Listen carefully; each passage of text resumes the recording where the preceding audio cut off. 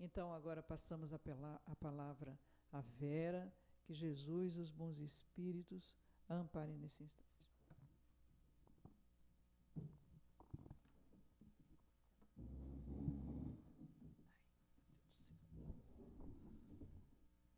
Boa tarde a todos. Que a paz do Senhor esteja com todos, que possamos, nessa proposta de Jesus, tão difícil para nós, né?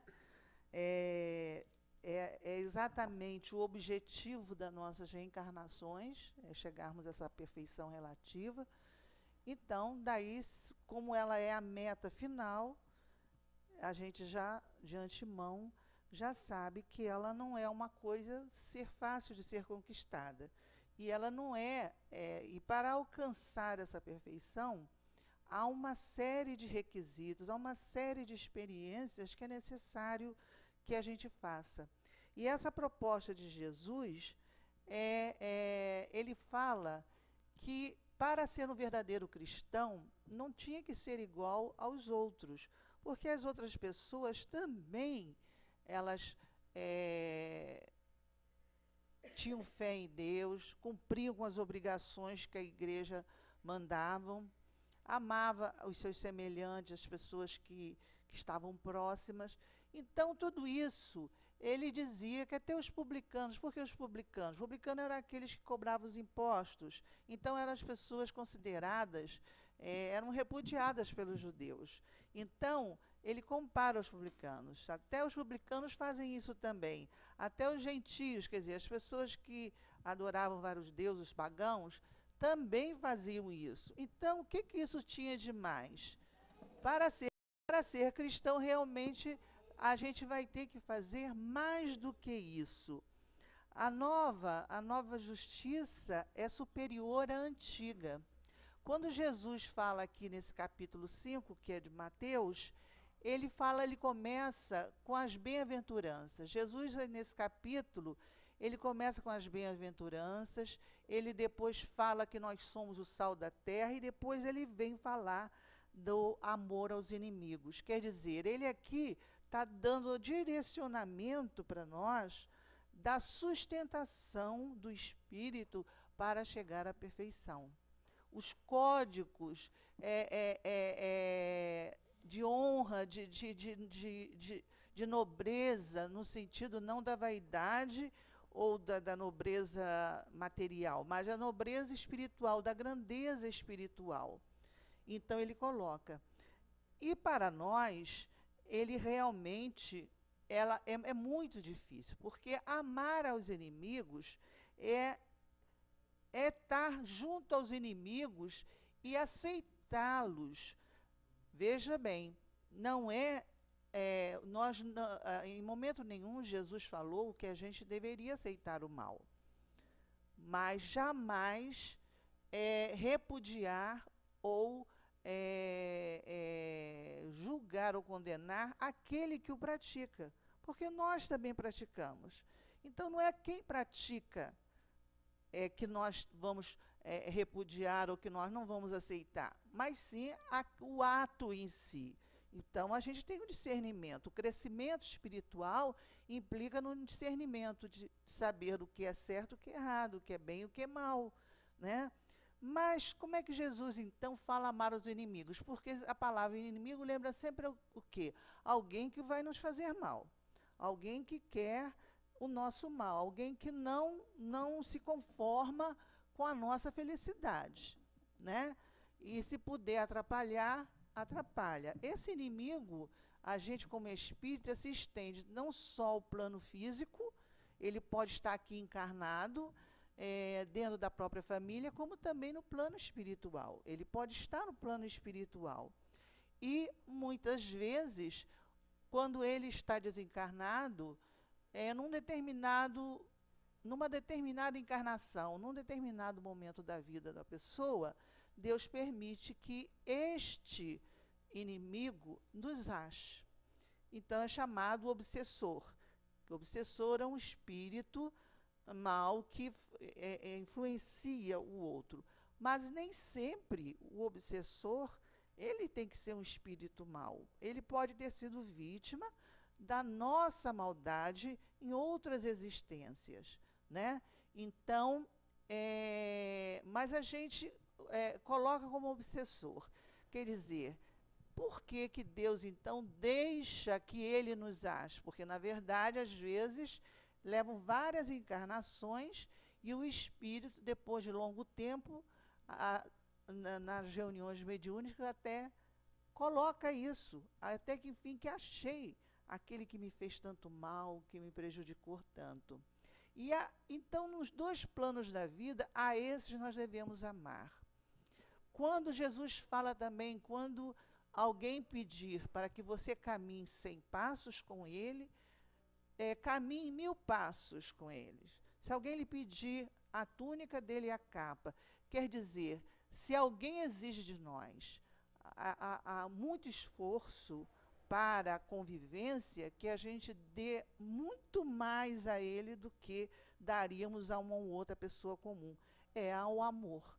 É o amor aos inimigos que Jesus está colocando aqui, para que nós chegássemos à perfeição, perfeição relativa. Então, isso aí é algo dificílimo e que nós não vamos conseguir nessa encarnação, não conseguimos nas outras, nem nas próximas. Tem muitas e muitas encarnações para essas conquistas. Mas para a gente desenvolver essas conquistas, nós também temos que desenvolver outras conquistas, porque nenhuma virtude, porque essa virtude, diríamos assim, é a máxima, né, de amar o inimigo. Se nós tivermos um ponto de amar realmente o inimigo, nós já conquistamos todas as outras virtudes que implicam nesse amor. Mas a gente não ama nem a gente mesmo, não é? A gente ama a gente mesmo. Às vezes a gente come demais, às vezes a gente dorme demais, muitas vezes nós estragamos a nossa saúde através dos varios, de coisas que não são produtivas. São coisas fúteis, ou então coisas que vão levar ao arrastamento, às drogas, ou qualquer outro tipo de vício. Isso quer dizer que nós não sabemos nos amar, porque se a gente se amasse de verdade, a gente não faria nada que nos prejudicasse, nem fisicamente, nem espiritualmente.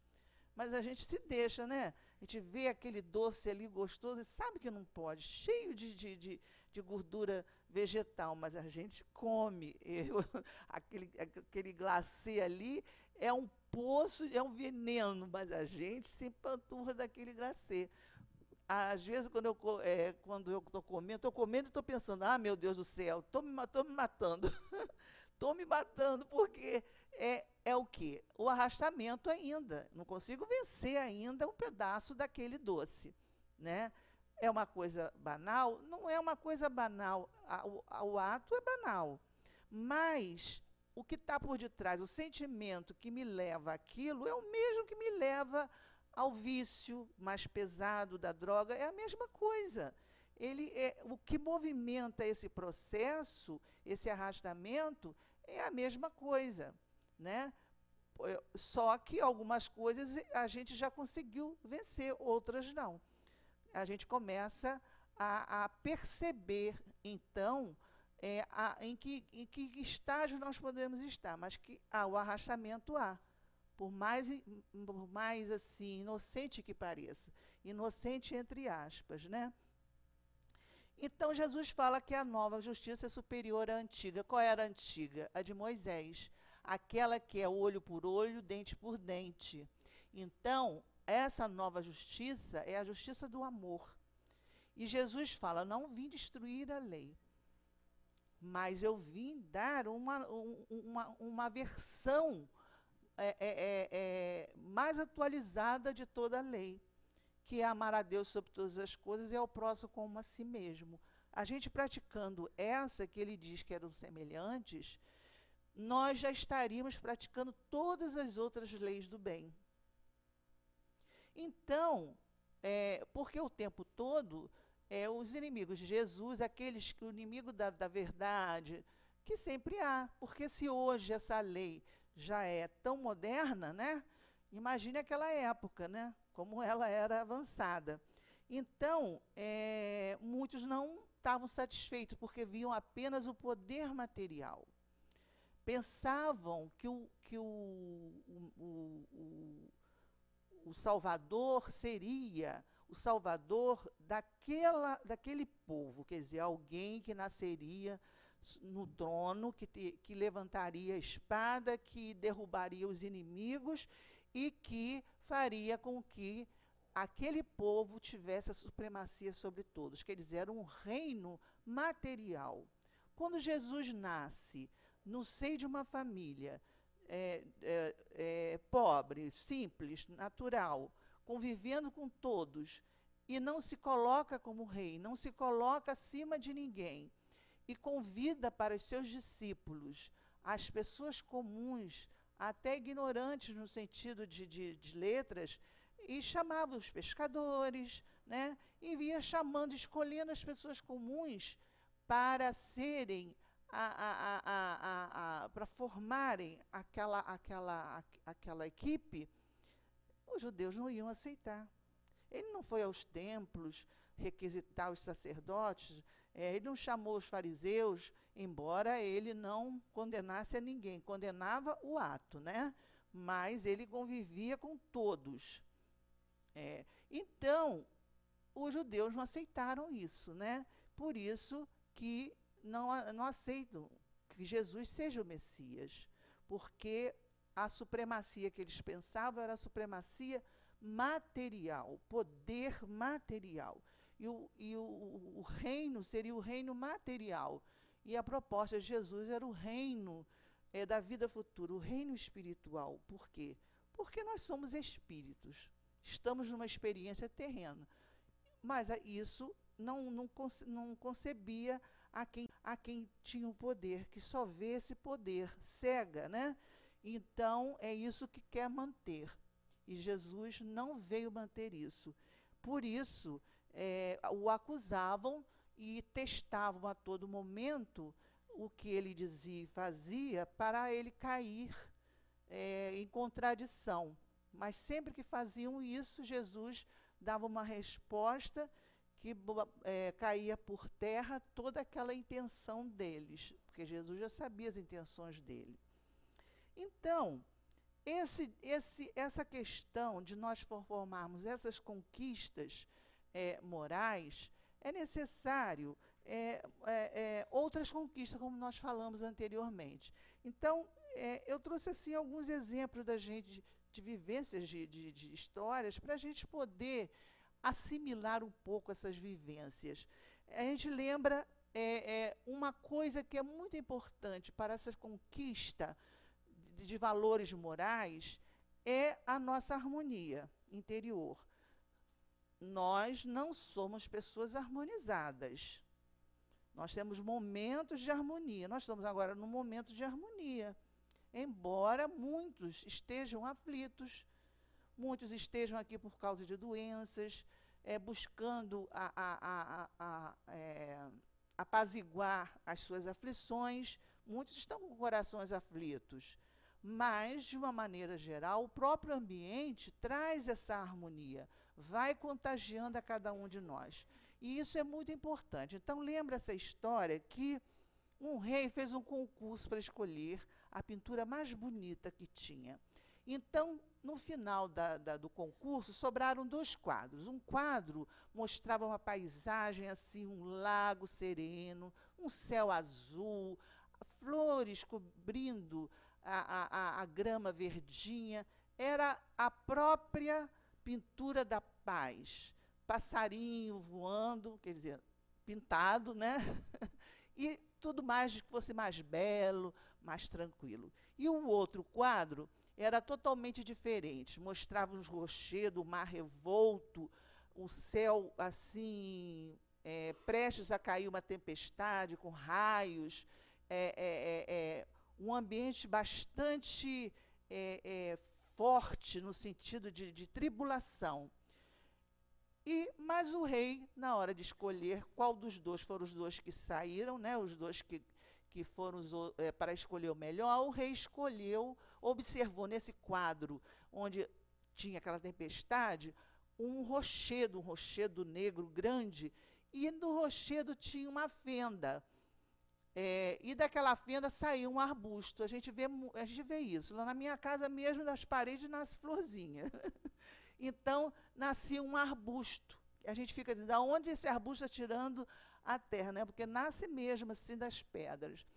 E nesse arbusto tinha um galho e tinha um ninho de passarinho, e ali estava um passarinho calmo, tranquilo, descansando. E aí o rei escolheu esse quadro. Mas como que escolheu esse quadro? Um quadro todo cheio de raios, um mar revolto, pedras, recifes, tão turbulento. Então o rei falou o seguinte, que por causa daquela paisagem, a conclusão é que, mesmo em meio às tormentas, nós podemos conquistar a paz. Então, isso trazendo para nós, o que nós podemos ver? Nós somos espíritos imperfeitos, daí Deus nos coloca no mundo de expiações e provas.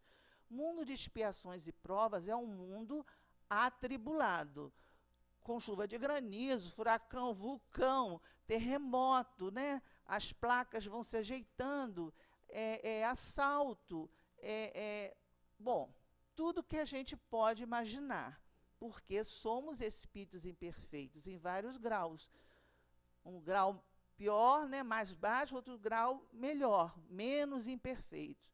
Então, o mundo como aquele quadro, de um penhasco agressivo, turbulento, cheio de adversidades, mas um dos pontos, um dos requisitos que a gente deve ter em mente é a conquista da tranquilidade. Aquele passarinho representa exatamente aquele que já conseguiu, em meio de todas as tribulações, manter o seu equilíbrio, ou então estar buscando o seu equilíbrio. Como eu disse que nós ainda não estamos nessa fase, mas na hora da tribulação, nós buscamos a prece, nós buscamos uma boa leitura, nós buscamos uma boa conversação. A gente evita programas ou leituras violentas ou de nível inferior, de baixaria. A gente procura coisas mais elevadas. O que é isso? É aquele passarinho no ninho, tranquilo, que em meio à tempestade mantém o quê? A serenidade. Nós não mantemos a serenidade o tempo todo, mas nós podemos buscar essa serenidade. E quando a gente busca de verdade, a gente acha um pouco, sim. Quem de nós já não passou por essa experiência de estar passando uma tribulação, não está se sentindo bem? Um médium, por exemplo, quantas vezes espíritos que estão precisando de ajuda se aproximam, são levados até nós. E passamos a sentir a angústia, a dor, o choro, a aflição daquele espírito, que não é nosso. A gente, de repente, como é que eu estou assim? E aí a gente faz uma oração, a gente lembra logo disso, encaminha esse espírito, conversa, pede aos benfeitores da casa espírita, os nossos guias espirituais, e daqui a pouco a gente não está sentindo mais nada. Passou o choro, passou a angústia, passou o tormento, passou tudo. E quando a aflição está entre nós mesmo, família, né? A oração, o culto do evangelho no lar, tudo isso é a busca da pacificação. Este é um dos pontos indispensáveis para nós conseguirmos alcançar esse amor até os inimigos. Porque amar quem ama a gente, isso aqui a gente já sabe que é o básico. Todo mundo faz isso, né? Então, não é o suficiente para o cristão. E espírita e cristão são sinônimos. Então, para a gente não basta esse amor. Eu amo minha família, mas aquele parente lá é exatamente aquele parente que tem que amar, que é aquele parente cri-cri, aquele parente difícil, aquele parente fofoqueiro e que vem invejoso. É ele que está vindo para nós, para que nós possamos nos reconciliar com ele. Quando Jesus manda a gente caminhar, se ele pede para caminhar 100 passos, a gente caminha 1000, é esse que vem, que nasce junto de nós, na nossa família. Quanto medo a gente tem na hora de reencarnar e saber que um desses inimigos, ou um desses que nós fizemos bastante mal, eles vêm com uma dificuldade muito grande de entendimento, justamente para nós caminharmos não 100 passos, mas 1000 passos com ele. Reencarnarmos várias vezes até que a reconciliação se efetue. Este é o caminho, mas isso é necessário, essa pacificação, né? Porque sem essa pacificação interior, realmente nós não alcançaremos esse objetivo. Então, como nós falamos, essa proposta de Jesus é uma proposta muito audaciosa para aquela época e ainda para a nossa época. Por quê? Porque ela, quando estamos numa tribulação, quando estamos com uma dificuldade, que a gente vai, muitas vezes, diante de um mal que alguém nos faça, de uma fofoca ou de uma intriga, que atitude tomar? Há, inclusive, no livro, no Evangelho, em que São Luís responde essas questões, quando nós devemos denunciar alguém que está praticando algum mal, isso é lícito observar o erro alheio. São várias questões nesse sentido. E São Luís responde, não, a gente deve observar o erro alheio para o nosso aprendizado, não para comentar ou para criticar, mas para a gente observar e não vir a fazer a mesma coisa. E quanto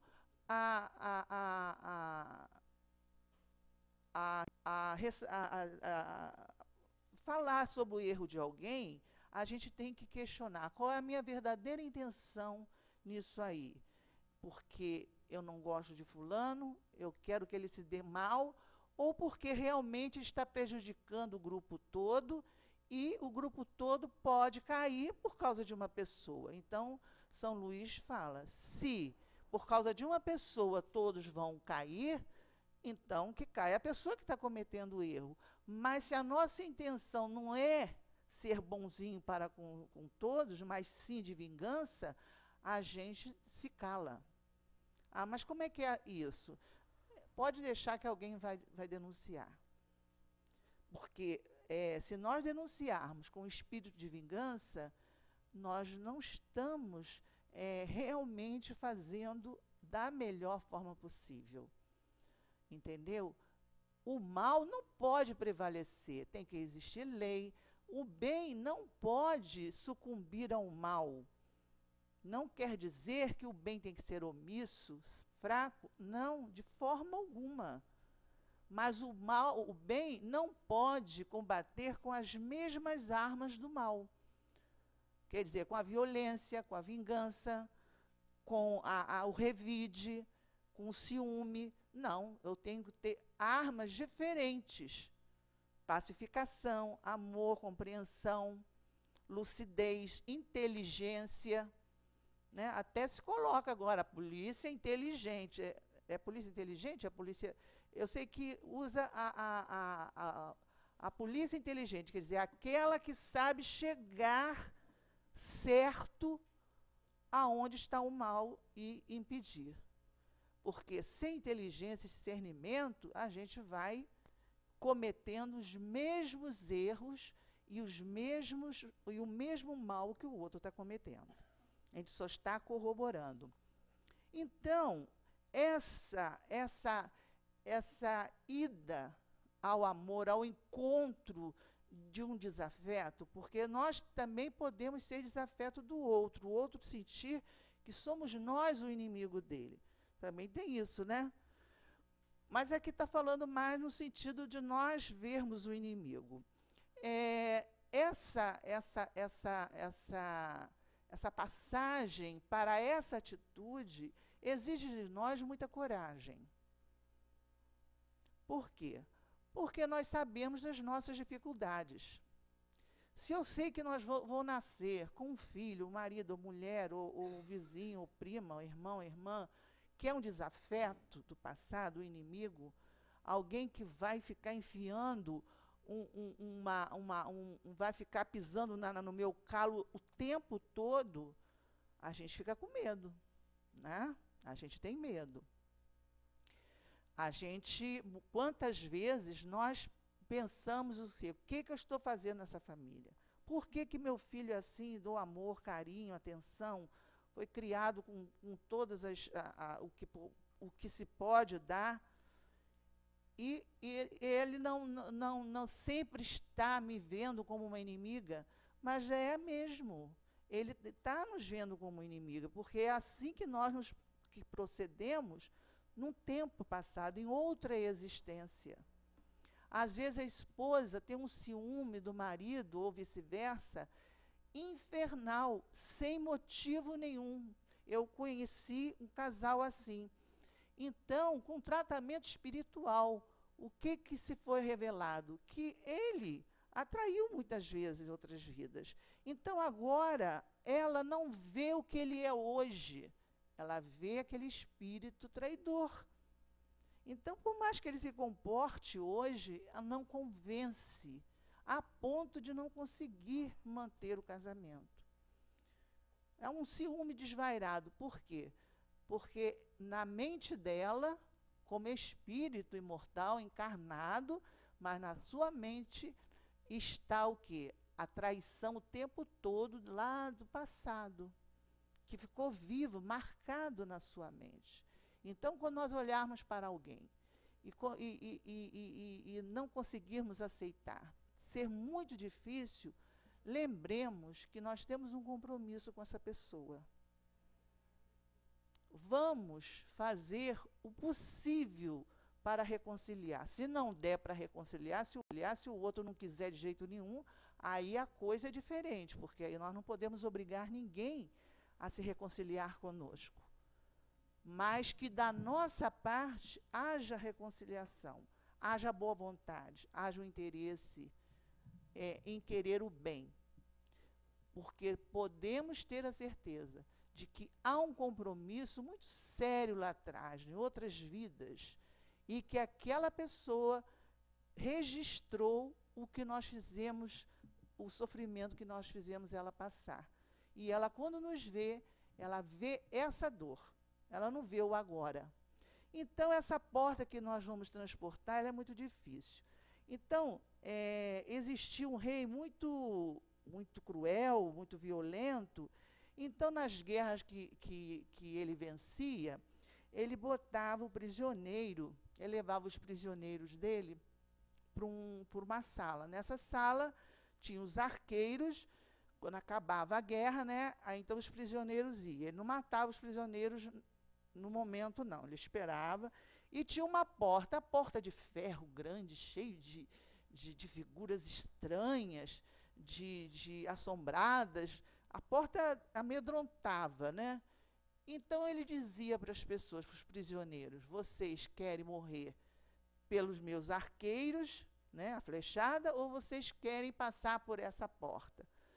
E todo mundo preferia morrer a flechada do que passar por aquela porta tenebrosa. O que tinha do outro lado? Aí, passado muito tempo, o soldado que trabalhava para esse rei perguntou a ele: por que todo esse tempo nunca vi ninguém escolher a porta?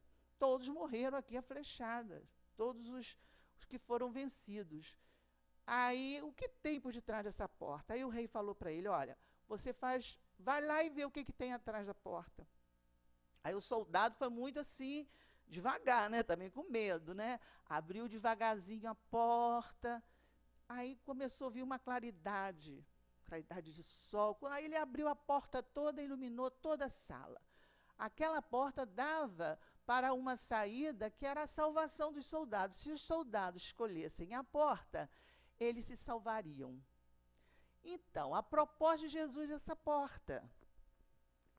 Nós entrarmos por essa porta, ela aparentemente, ela nos assusta, porque ela manda a gente amar o nosso inimigo, ela fala, como aqui na leitura, é, se alguém, um amigo chega para mim e fala assim, você tem que descansar, você faz muita coisa lá no centro, você tem que dar um pouco mais de atenção, e você vê que você não está cansado, não vai atrás dessa conversa.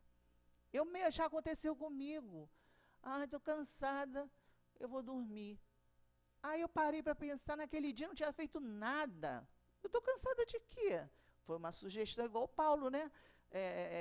Pedro com Jesus.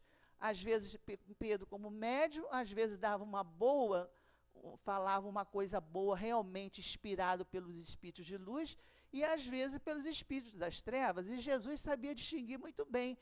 Muitas vezes louvava muito bem Pedro, foi Deus que falou por você, e outras vezes mandava Pedro sair de retro, porque ali era o mal que estava falando através da boca de Paulo, né? Isso acontece conosco.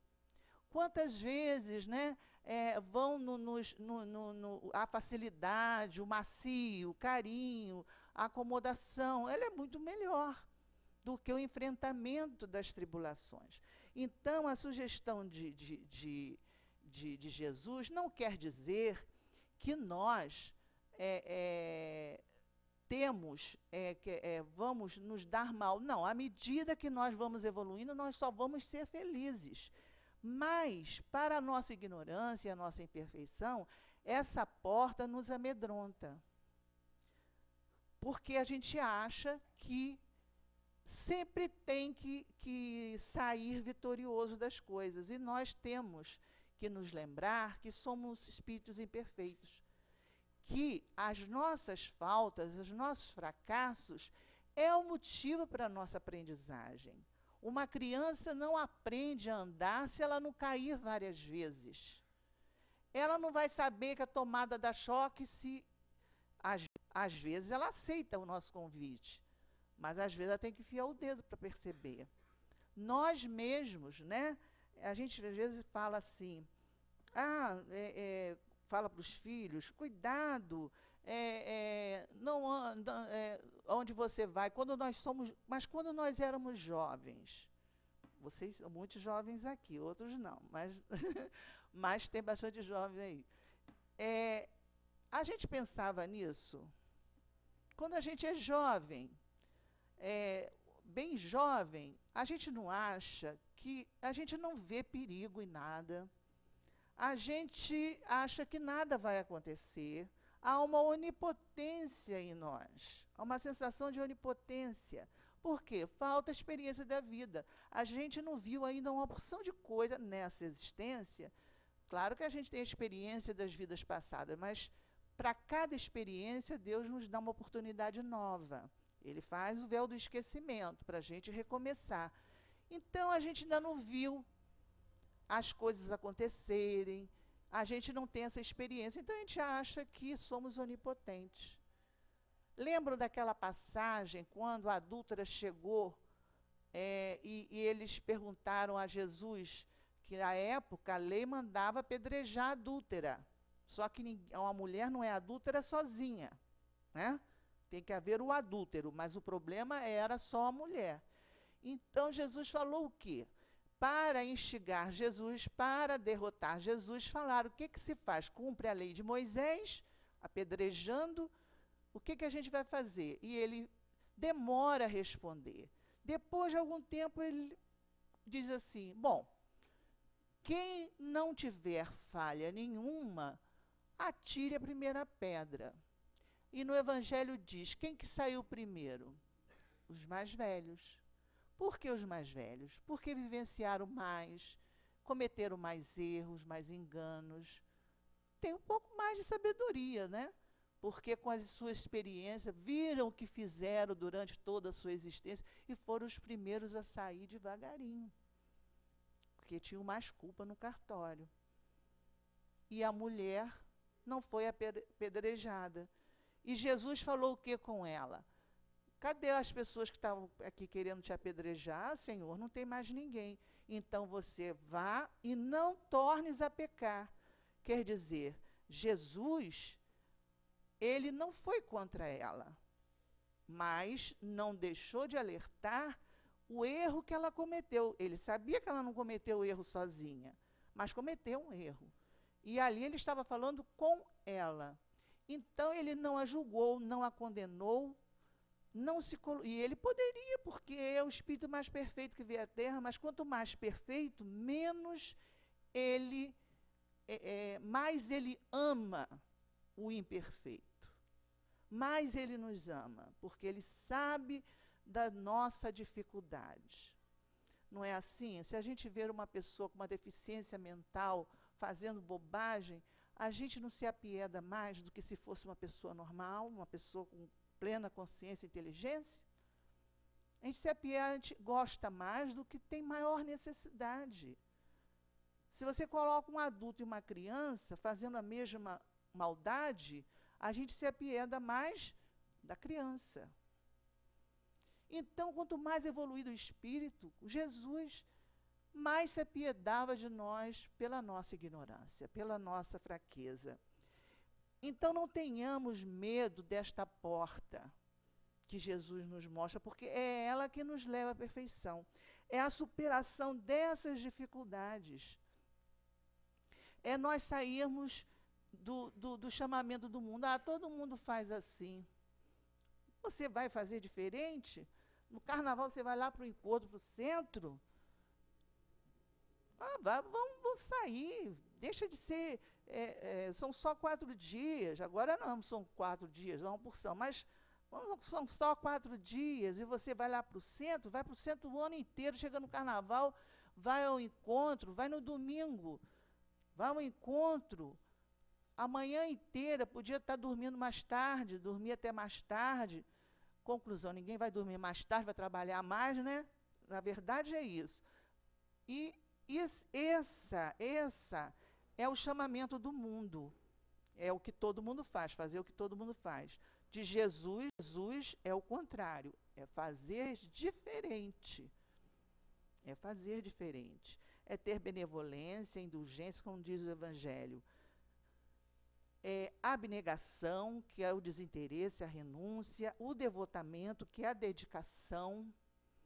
São esses valores. Mas vejam bem, nós não estamos aqui falando, nem Jesus falou no seu Evangelho, que nós tínhamos que fazer isso tudo numa vida só.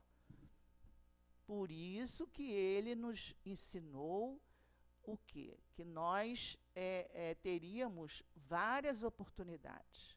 Nós só sairíamos daqui quando se cumprisse o último ceitil, quando se pagasse o último ceitil ou o último Y, dependendo da tradução da Bíblia. Quer dizer, quando nós zerarmos os nossos débitos, aí nós sairemos do mundo de provas e expiações.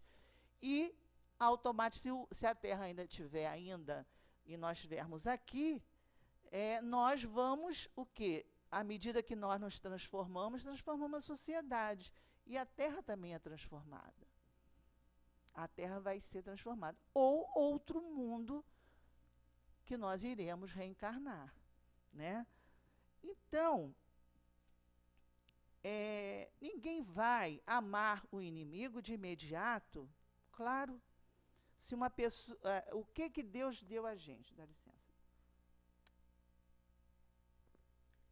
Para a gente viver as primeiras encarnações como espírito.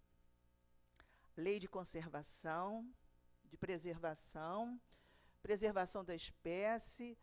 Isso até os animais têm. E o prazer de realizar as coisas, porque Deus, até isso, ele se preocupou conosco. Se nós não sentíssemos prazer em comer, quem que ia comer? Se nós não tivéssemos o paladar, o olfato, ninguém ia precisar tomar banho, né? Usar desodorante, né? Usar um perfuminho. Não, mas Deus quer que tudo seja o que? Belo, tudo seja agradável. Deus quer tudo isso. Ele não quer a vaidade inútil, ele quer o quê? O bem-estar das criaturas. Ele quer o nosso bem-estar. Então, quando nós reencarnamos lá nas primeiras encarnações como homem, como o homem das cavernas, Deus nos deu instinto de preservação, de conservação. Então, nós lutamos pela vida. Então, tudo, e nós ainda temos muito instinto ainda em nós, devido ao nível ainda que nós estamos. O que acontece? Se alguma coisa nos ataca, se alguma coisa nos fere, seja fisicamente ou moralmente, a nossa primeira reação é realmente ficarmos em guarda, não é isso?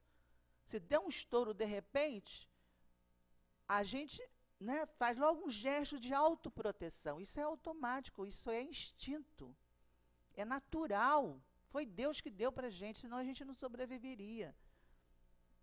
Com aqueles bichos todo grandes, sem armamento, sem nada, né? Então, ele nos deu esse instinto de preservação.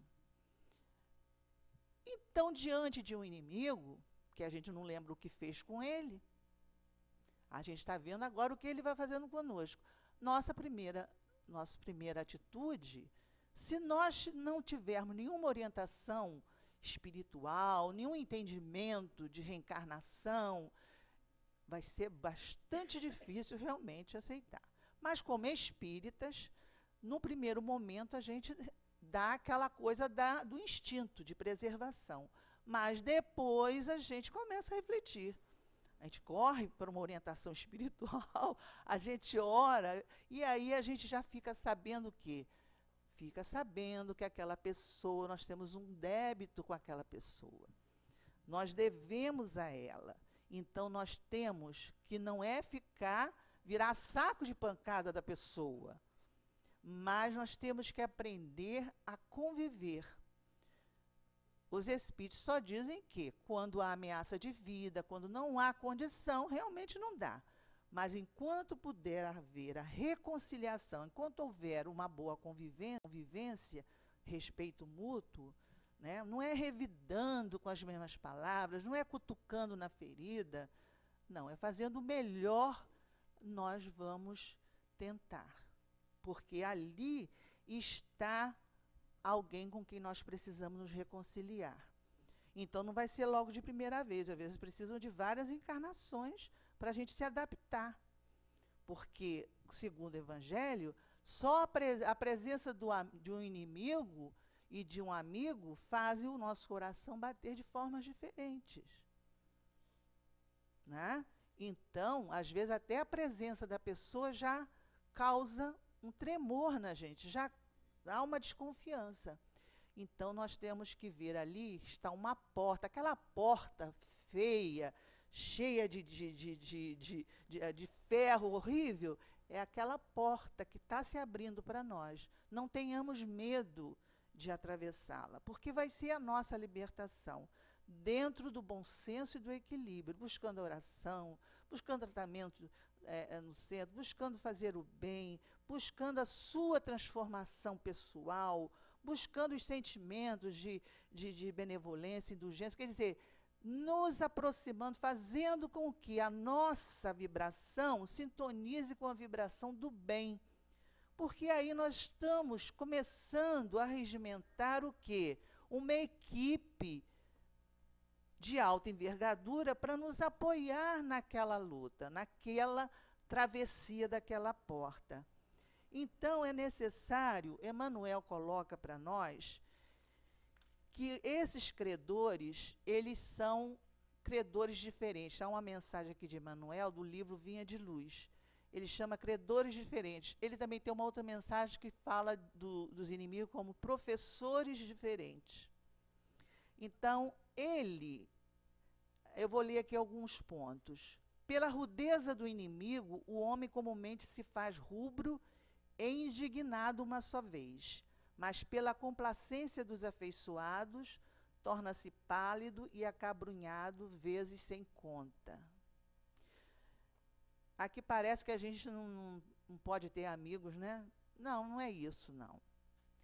É que a complacência, ser amigo de verdade, não é só ser complacente com o erro do outro. Se você é amigo de alguém e vê essa pessoa veredando por um caminho que vai cair num buraco, você tem que alertá-la. Você é amigo dela ou não? Né? Agora, se vocês não são amigos, você vai indiretamente e tal, e mesmo que seja muito amigo e a pessoa não aceitar, é livre-arbítrio dela, mas você tem um compromisso de alertá-la. Com carinho, com afeição, também não é com brutalidade. É sabendo também como fazer isso, né? Por isso que ele fala que o inimigo nos faz ficar rubro uma única vez. Quer dizer, o inimigo nos desperta, nos sacode, nos faz rever as nossas ações. E muitas vezes aqueles que não fazem nada deixa a gente no comodismo. Ele também diz que os nossos inimigos são médicos corajosos que nos facultam corretivo. É difícil para muita gente na Terra a aceitação de semelhante verdade. Vê-los como médico fazendo um trabalho difícil. Quando a minha filha nasceu, como eu sofri para dar aquela primeira vacina, porque falaram que a perna ficava dura do bebê, que o sei o quê. Aí fui a pediatra, ela me deu um gel para amenizar. Olha, eu não dormi durante a noite toda, sofrendo por causa daquela vacina tríplice, né? Nem sei mais, já faz tanto tempo. Aquela primeira vacina. Mas eu fui e ela tomou a vacina. Sou inimiga dela? Não, eu quero o bem dela. Agora, se eu fosse tadinha, né? Ah, não vou dar injeção, não vou deixar ela fazer isso. Poderia morrer, desencarnar sem necessidade, desencarnar com uma doença aí sem necessidade. Porque a desencarnação também pode acontecer antes do tempo, dependendo do que a gente fizer. Então, para a gente concluir, a gente vai relembrar o seguinte. Vai relembrar uma conversa entre um discípulo e um mestre. O discípulo ia, o mestre, e ele falava: mestre, o senhor ensina tantas coisas boas para a gente, uns aprendem, outros mais ou menos, e outros não aprendem nada como eu. O que adianta? Aí o mestre parou, pensou e falou assim para ele: meu filho, se alguém perguntar para você onde vai para a sua cidade, você sabe explicar? Ele falou: sei. E como é que você vai fazer? Eu vou explicar direitinho, vou mostrar o caminho, como que é que faz, e para ele chegar lá. Aí o mestre falou assim: mas se ele não for caminhando, ele vai conseguir chegar à cidade só porque você explicou? E ele ficar parado, ele consegue chegar? Não, ele vai ter que caminhar, ele vai ter que fazer o percurso.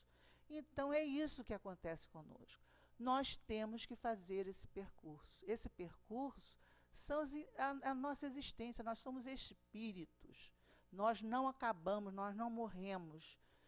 Queiramos ou não queiramos, a gente vai, a partir do momento que fomos criados, vamos para o infinito. Então, o melhor é fazer o melhor mesmo, porque se eu não vou morrer, se eu continuarei, então eu tenho que percorrer esse caminho. Que caminho é esse? É o da caridade, do amor ao inimigo, do amor ao próximo, de cultivar o bem, é ver as virtudes que me faltam. Agora, uma virtudezinha para cada encarnação, Joana de Ângeles falou que está ótimo. A gente quer logo todas as virtudes. Não. Ela falou: se a gente sair de uma encarnação já com uma virtude assim, bem forte, nós já fizemos assim um avanço muito grande, né? Porque a gente tem muita pressa. A gente não pode confundir perfeição com perfeccionismo. Perfeccionismo é aquela coisa de você querer que tudo seja de acordo com o que você quer. É aquela pessoa que vê o defeito de todo mundo, aponta o defeito de todo mundo, quer tudo assim, milimetricamente nos seus lugares. Perfeição não. Perfeição é outra história. Perfeição é admitir o engano, é admitir o erro, a falha, é compreender as dificuldades para se alcançar as coisas em nós e no próximo. Enquanto perfeccionista, ele agora me fugiu a palavra que se fala, ele é um desequilibrado, por quê? Porque ele não admite errar. Como que nós podemos não admitir errar se nós somos imperfeitos? É um absurdo, não é? Se a gente parar para raciocinar, esse é o perfeccionista. Mas não é esse o caminho que Jesus nos mostra. O caminho que nós temos que caminhar é o da perfeição. Quer dizer, de chegarmos à perfeição. Aí é o caminho que está no seu evangelho, que vai ser conquistado paulatinamente, gradualmente, mas é preciso que a gente queira, é preciso que a gente ponha na cabeça as metas. Não é assim quando eu fui vendedora de cosméticos. Então, nas reuniões era sempre isso, tenha suas metas, escrevam as suas metas, não é assim quem é vendedor? Sempre tem aquela questão de escrever as metas, de alcançar as metas, de não sair do seu caminho, para poder render bastante dinheiro, né? Mas no caminho da perfeição também é assim. Não é traçar todos, eu li o Evangelho, então a minha meta é praticar isso tudo agora. Não vai dar certo.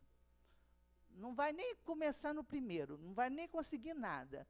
Mas já não precisamos chamar os inimigos. Não precisamos chamar a adversidade. Eles vão nos encontrar. A gente chama amigos, a gente chama o bem, a gente clama por Deus, a gente chama o que é belo, o que é melhor possível. Porque o mal, ele vai nos encontrar. Nós estamos num mundo em que ele está aí, ó. A gente não se preocupe. Ah, mas nessa encarnação não tem nenhum inimigo. Tá ótimo, nós estamos nos preparando. Então você está se preparando para chegar numa encarnação aí e conviver com um. Então aproveita que agora não tem, pode agir mais, né? Pode agir em outros setores. Está precisando agir em outros setores, se preparando para isso. Então nós não precisamos buscar o mal. Não precisamos buscar a dor. Ela virá naturalmente pelas nossas imperfeições. À medida que nós avançamos, elas diminuem também. Nós encontramos menos essa dor. A dor é o retorno do mal, porque o bem ele retorna e cresce, né? Ele volta à pessoa que o praticou e alimenta essa pessoa e essa pessoa passa a ficar melhor ainda. O mal não, o mal se autodestrói. Ele volta à causa e se destrói. Se destrói como? Provocando as doenças, provocando os desequilíbrios, que é através deles que nós vamos que é o remédio que vai curar o espírito, porque espírito não toma remédio, não toma xarope, comprimido. Qual o remédio do espírito, então? Se não é xarope, comprimido, não é calmante, não é nada, tem que ter um remédio, e o remédio é esse. É o retorno, o próprio mal se autodestrói, ele torna a sua causa. Ele não tem consistência, porque não foi criado por Deus. O bem foi criado por Deus. Então esse se mantém, mas o mal não pode se manter. Então ele autodestrói, ele causa o sofrimento, e se nós soubermos olhar para o sofrimento com olhos de ver, como Jesus nos alertava, aí realmente nós vamos ver que aquele é o remédio para a nossa alma. Aquele é o remédio do espírito. É aquilo que vai modelar o espírito. Aquele que é o comprimido, aquele que é o xarope, aquele que é o calmante. O trabalho, o esforço, o perdão, né? Então, que nós possamos, amigos, procurar entender a mensagem de Jesus, não como uma exigência imediata, mas como um processo, um resultado de esforço contínuo. É amanhecermos o dia e sabermos que temos um objetivo. Quantas pessoas não sabem por que estão aqui?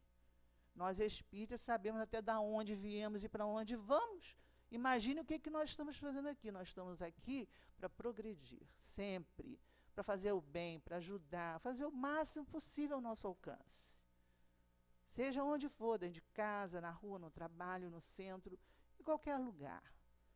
Não ficarmos procurando ver os defeitos de ninguém, mas olharmos para os nossos defeitos, não nos sentirmos culpados, mas nos sentirmos responsáveis em nos corrigir, e aí caminhar.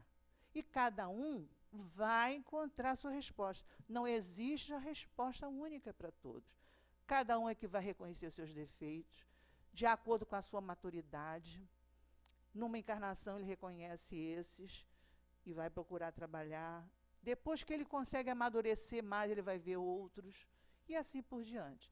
Então, que o Senhor Jesus nos fortaleça para que a gente realmente consiga abrir aquela porta que a gente tem medo, enfrentar e buscar realmente a saída da nossa salvação, né?